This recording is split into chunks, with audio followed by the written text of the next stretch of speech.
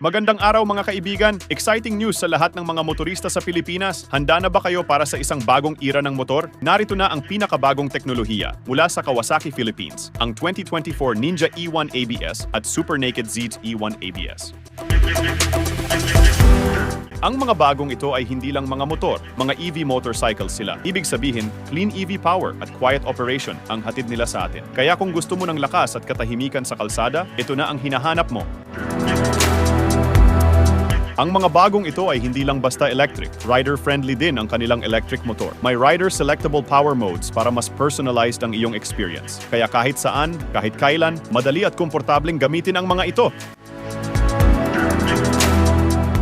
Pero wait, there's more! May multiple drive modes din ang mga ito, Eco at Road. At may e-boost pa. Kaya kung gusto mo ng extra push sa iyong biyahe, hindi mo kailangang mag-alala dahil mayroon ka ng mga options.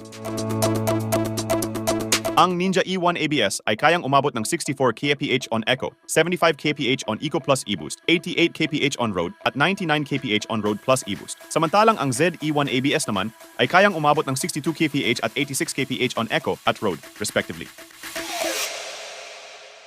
Kaya kung bilis ang hanap mo, tiyak na mabibilib ka sa mga bagong ito. At ang pinakamahalaga, environmentally friendly ang mga ito. Dual lithium-ion batteries ang nagpapatakbo sa kanila at pwede mong i-charge kahit sa household outlet.